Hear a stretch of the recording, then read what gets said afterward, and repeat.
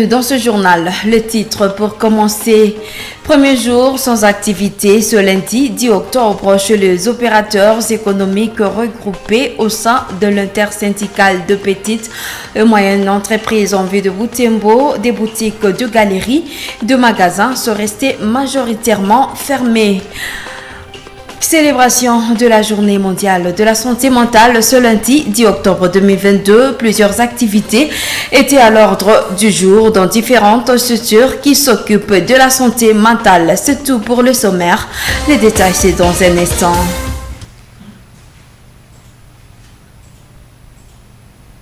Nous l'avons dit dans les titres, ce parti pour 7 jours sans activité chez des opérateurs économiques œuvrant dans des galeries regroupées au sein de l'intersyndicale de petites et moyennes entreprises. Ce premier jour de la grève de boutiques, de galeries, de magasins sont restés majoritairement fermés. Les grévistes annoncent également lessivisme fiscal faute de sécurité et suite à la multiplicité de taxes. Isabelle Wangaïmouka dans ce reportage de Luciana Msiviroa. Il est 12h de ce lundi 10 octobre, ici au centre-ville de Butembo. Sur rue Julien Paluku, des boutiques et magasins sont restés fermés. Des opérateurs économiques décrivent la multiplicité des taxes et la recrudescence de l'insécurité qui freinent les activités économiques dans les milieux. Un gréviste rencontré devant sa boutique a demandé aux autorités compétentes de prendre en compte leurs revendications pour que les activités reprennent au bout de 6 jours.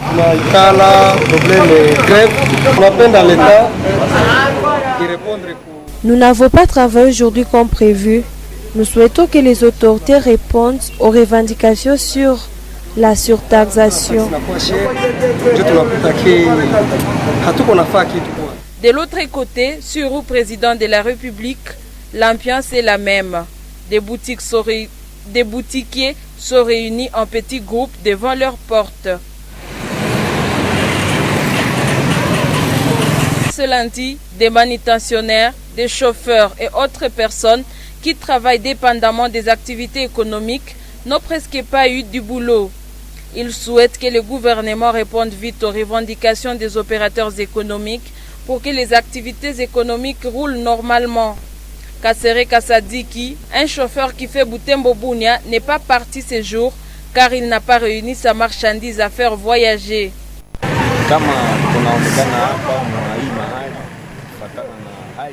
Jusqu'à 7 heures, je suis présent à notre parking sans aucune occupation car nous dépendons souvent des commerçants qui n'ont pas travaillé aujourd'hui. Nous appelons les autorités à agir pour que la paix soit restaurée dans notre contrée.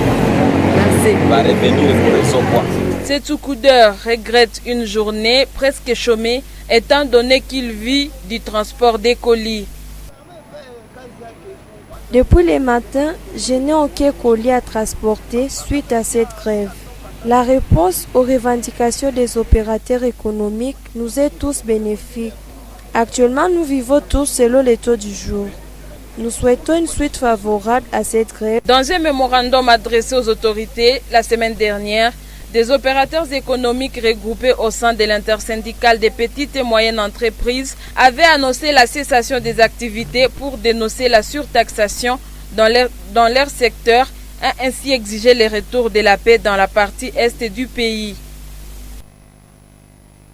Et le comité de l'intersyndicale de commerçants de Butembo se réjouit de la réussite de la première journée de grève décrétée dans l'objectif de revendiquer la paix.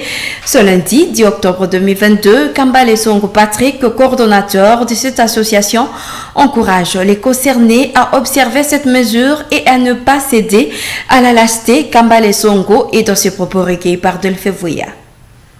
Notre joie est de voir tous les opérateurs économiques obtempérer à la mesure prise. C'est ce qui fait notre joie parce que vous constatez avec moi, la journée a été respectée à 98%. Donc les gens qui disent que la situation est perturbée, je pense que je me demande s'ils sont vraiment de la ville de Butembo parce qu'ils sont témoins de la situation que nous sommes en train de vivre. Et eux-mêmes sont opérateurs économiques, ils savent comment les situations sont en train d'évoluer, il n'y a pas de clients, nos marchandises sont incendiées, les anciens clients sont devenus de déplacés dans notre ville. C'est ce qui nous pousse à ne pas réaliser le bénéfice dans notre travail. Il y a quelqu'un qui peut entrer dans la boutique et vous pensez que c'est un client, mais il va vous demander que non, je suis déplacé de la guerre, j'ai besoin d'une aide. Alors, cette situation ne nous permet pas de bien travailler.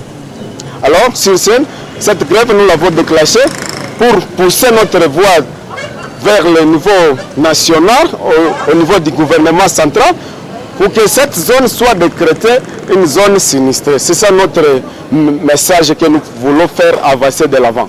Si le gouvernement central ne parvient pas à répondre à nos besoins, il y a un plan B que nous allons mettre en application après cette grève, messieurs les journalistes.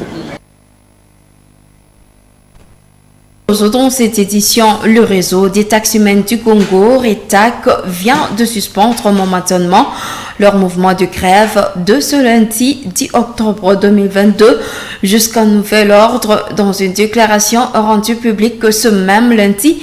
Après une réunion extraordinaire du comité dirigeant, le RETAC demande à la justice de punir le policier qui a tiré sur un taximan vendredi dernier. Cette rencontre tournait également autour de la situation sécuritaire qui prévaut dans la ville de Butembo et ses environs. Dans ces déclarations, les taximens de toutes les associations sont appelés à obtempérer aux consignes prises dans la réunion. Jérôme Maloulé, secrétaire du réseau des taximens du Congo, fait la lecture de ces déclarations au micro de Gérard Mourefou et Jérémy Kaswekera. Le réseau des taximens du Congo, RETAC, porte à la connaissance de tous les membres que la mesure de suspension de toutes les activités de transport de personnes et de leurs biens est suspendue momentanément sur toute l'étendue de la ville de Butembo et environ. Pendant cette trêve, nous recommandons à la justice, surtout les parquets militaires de Butembo, d'organiser l'audience publique afin de punir le présumé coupable, mais aussi de payer dommages à la famille victime. La non-organisation de ces audiences dans ces courts délais va pousser le RETAC à prendre des mesures très graves. La Fédération des entreprises du Congo, FEC Butembo Lubero, dit être d'accord avec les revendications de l'intersyndicale de petites et moyennes entreprises, mais elle désapprouve la procédure adoptée. Monsieur Polycarpe Ndivito, son président, rapporte que des démarches sont en cours pour réclamer la sécurité, l'allègement des taxes ainsi que la réparation des dommages causés aux opérateurs économiques. Il appelle les opérateurs économiques en grève de garder leur apaisement car la question évoquée est en cours de traitement. Polycarpe Ndivito s'est entretenu au téléphone avec Isabelle Wangaïmouka.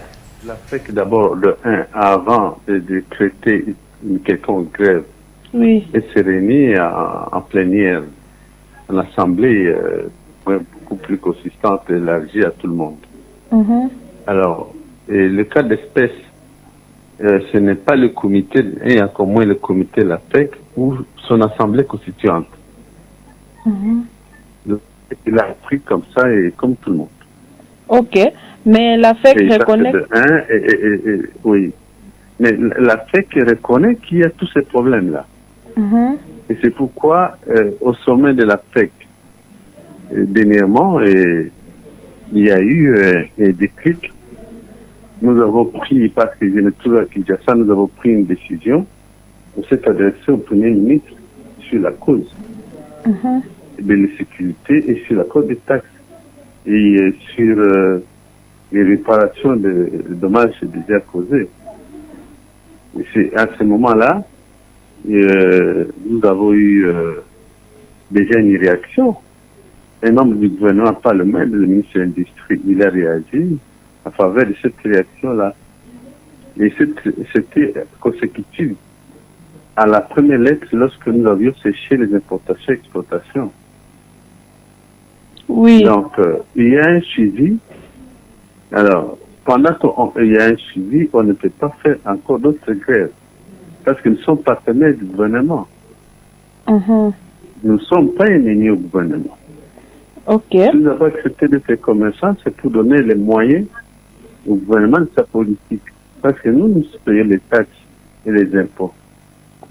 Mais en revanche, le gouvernement doit lui aussi nous envoyer la parcelle, c'est-à-dire nous donner la sécurité et avoir une oreille attentive aux réclamations des opérateurs économiques.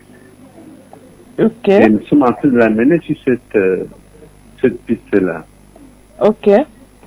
Oui, c'est parce que nos collègues apparemment. Nouveau cas d'assassinat d'un agent de l'ordre en localité de Musimba, dans le territoire de Lubero, la nuit de dimanche 9 à lundi 10 octobre 2022. Il s'agit du policier Kassere Kayoasi qui a été tué par deux civiques qui se sont enfuis avec son arme. Mbangu Mouessi, chef de localité de Musimba, condamne ce énième cas d'assassinat dans son entité et appelle la population à la vigilance et à la dénonciation de tous les cas suspects. Nous suivons. C'est ici au bureau de localité de Musimba où un policier a été assassiné. Le policier Yoansi a été tué et son arme ravie par des inciviques. Les informations fiables livrées à la Moto TV le matin de ce lundi 10 octobre 2022 notent que l'événement s'est produit vers 20h de ce dimanche 9 octobre 2022. Mbangu Mouessi, chef de localité de Musimba, a expliqué que le malfrat a tué ce policier qui était seul à garde au bureau de la PNC Musimba. Le matin, nous étions informés qu'il y a un corps sans vie et c'était le corps de notre policier qui était en garde auprès du bureau de la localité. Il a été tué par arme blanche et il a été fusillé. Il y avait de magouilles et de cartouches. C'était la nuit. Il n'y a personne qui a été appréhendé là-bas. Quand ils ont attendu le crépitement des balles, ils se sont écartés du lieu. Nous pensons aux civiques qui ont toujours inquiété la population de Musimba. Ce n'est pas la première fois que cet événement se passe, c'est plus souvent. Le chef de localité de Musimba fustige ce cas d'assassinat du policier Kassere Kayoasi. Mbangu Mouessi appelle ici la population de Musimba à la vigilance et à la dénonciation de tous les suspects. Je demande à tout le monde, petit ou grand, même la police, même les civils, qu'ils soient aux aguets, qu'ils enquêtent. Quand ils voient un cas suspect, qu'ils annoncent au temps opportun. On saura comment faire. Depuis plusieurs années, la localité de Musimba est menacée par des hommes porteurs d'armes à feu et blanches. Ces aciviques circulent à roi dans cette entité du territoire de Lubero, vu qu'il n'y a pas un nombre important d'agents de sécurité, explique Mbangu Mouessi, chef de localité de Musimba. Cette information, le membre du groupe Jeunes engagés pour la paix et la bonne gouvernance, JEPAG, était réuni en assemblée générale ce dimanche 9 octobre. Au cours de cette assemblée, ces jeunes ont discuté du statut de fonctionnement de ce groupe avant de procéder aux élections du nouveau cadre. Reportage Nadia Zawadi. Élu président de cette association avec 52 voix sur 119, Moïno Mahamba Sylvain a promis donner le meilleur de lui-même pour la bonne marche du groupe GEPAG. Il a à cette occasion invité les membres du dit groupe de lui tenir main forte. Je me sens très heureux après avoir été élu président du GEPAG au centre-ville de Butembo. En revanche, je promets travailler en franche collaboration avec eux, mais aussi je leur de pouvoir nous tenir la main dans la main pour que nos objectifs soient atteints. Cette même demande de la collaboration a été réitérée par Kambale Amani Charles, élu président de la commission des contrôles. À lui en croire, sa candidature à ce poste a été motivée par le vœu de voir chacun bien assumer sa responsabilité. Je compte assumer ce que mon poste dit lui-même. Contrôler signifie vouloir observer qu'est-ce qui ne va pas et proposer des solutions pour que les choses aillent de l'avant. La seule demande à mes collaborateurs et de nous tenir main à main pour que tous ensemble nous puissions militer pour la paix dans notre pays, dans notre région, surtout chez nous à Butembo. Les participants ont salué la tenue de cette activité tout en promettant leur franche collaboration aux dirigeants du dit groupe. Ce groupe a été initié par Madame Rosette Oumbeyane dans le souci d'inciter la jeunesse et s'approprier le processus de recherche de la paix. Journée mondiale de la santé mentale ce lundi 10 octobre 2022. En marge de cette journée, le centre du premier secours psychologique Notre-Dame de Lourdes, situé en celui de Wayene, a organisé différentes activités pour des malades mentaux qui poursuivent leurs soins dans ce structure de malades au suivi des enseignements avant de présenter plutôt une pièce théâtrale. Reportage, Madame Penzi Mansekeli.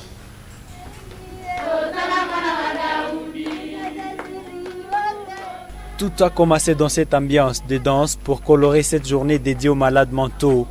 Ces malades ont suivi des enseignements autour des thématiques faire de la santé mentale et du bien-être pour tous une priorité mondiale, mais aussi sur les thèmes pour ma santé mentale, agissons-nous pour notre environnement.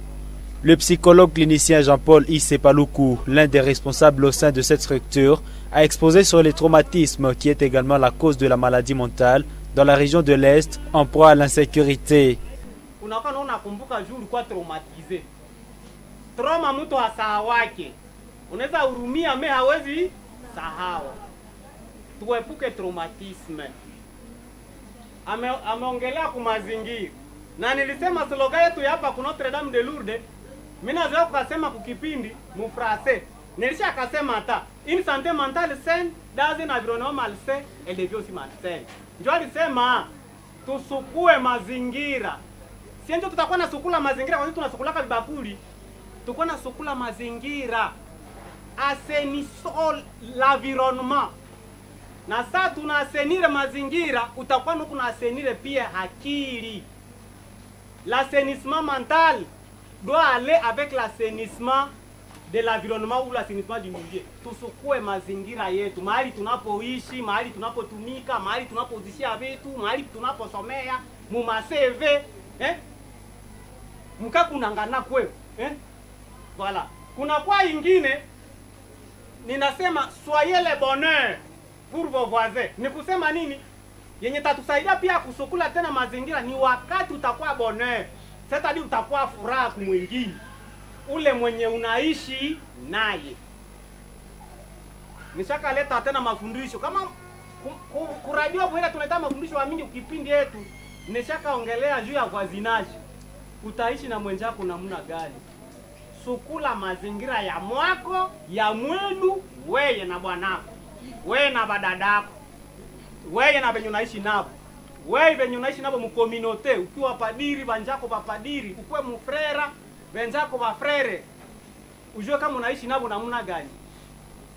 Usilete mazingira, usiache mazingira inakuwa ya mubaya. Tusukue mazingira. Na wakati Le deuxième thème a été exposé par Aimé Mutambuko, psychologue clinicienne. Wakati tunatafuta mazingira njoo itutengeneze, inatutengenezea hapa kwa kituo cha afya. Messi njoo tutengeneze mazingira. Na tujue kujisaidia mkila hatua, mkila jambo yenye inatufikia. Après cette séance d'enseignement, les malades mentaux ont présenté une pièce de théâtre.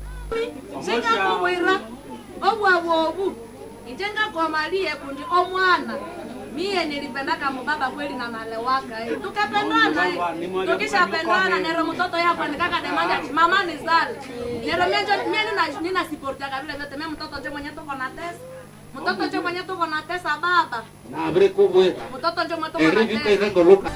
Les activités ont été clôturées par une célébration eucharistique dite dans cette cour du centre Notre-Dame de Lourdes.